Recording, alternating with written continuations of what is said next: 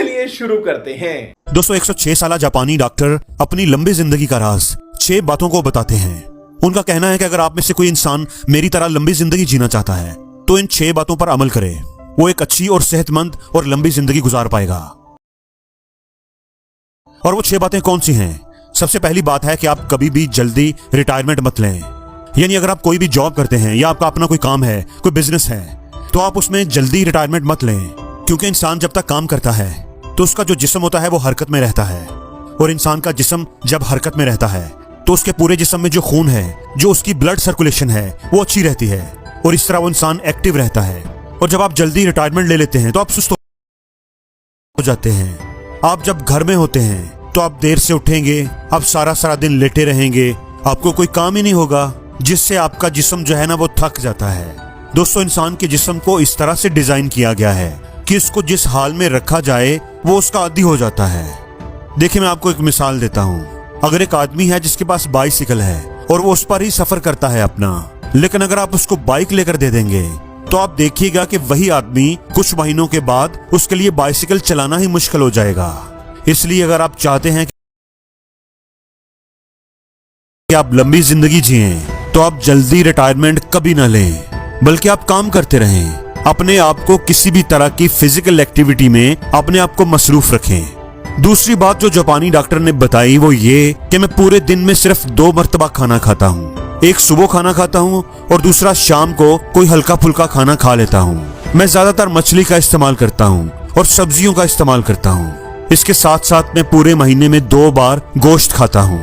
दोस्तों इस बात का मतलब ये है कि अपने खाने पीने की एक रूटीन रखें। ये नहीं कि हर वक्त खाते रहे, जब दिल किया खाना खा लिया।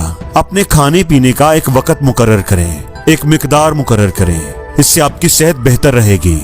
तीसरी बात यह है कि अगर आप लंबी जिंदगी गुजारना चाहते हैं तो ये बहुत ही जरूरी है कि आप खुश रहें। आप वो तमाम काम करें जो आपको खुशी देते हैं, क्योंकि याद रखिएगा जो इंसान है ना, इंसान नहीं थकता, इंसान का जिस्म नहीं थकता, इंसान का जहन थकता है। इंसान जब जहनी तौर पर थक जाता है तो इसका जो जिस्म होता है वो भी थकना शुरू कर देता है। लेकिन अगर इंसान जहनी तौर पर खुश है तो वो अपनी थकावट को भी भूल जाता है, उसे थकावट का एहसास नहीं रहता। जैसे मैं आपको एक मिसाल देता हूँ। अगर आपके घर में किसी भाई किसी बहन की शादी है तो आप सारा दिन काम करते रहेंगे तो फिर भी आप खुश रहेंगे।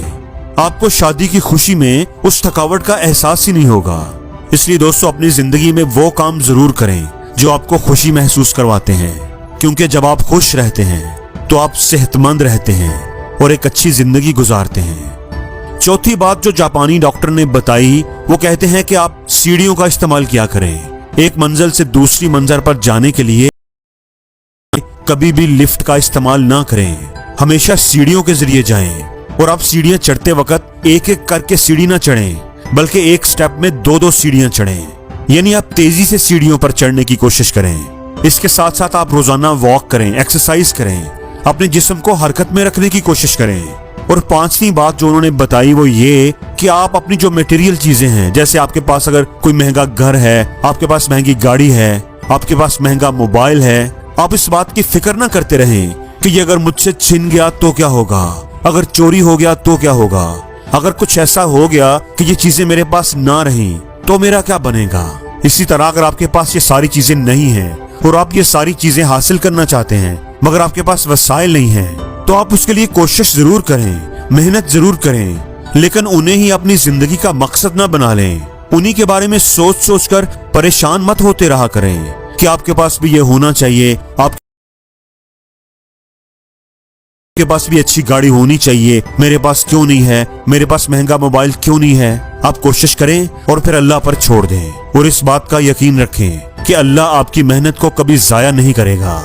दोस्तों छठी बात है जो छठा राज उस डॉक्टर साहब ने बताया वो ये कि आप अपनी रिस्क में से, अपनी दौलत में से, अपने इल्म में से दूसरों को भी शामिल करें।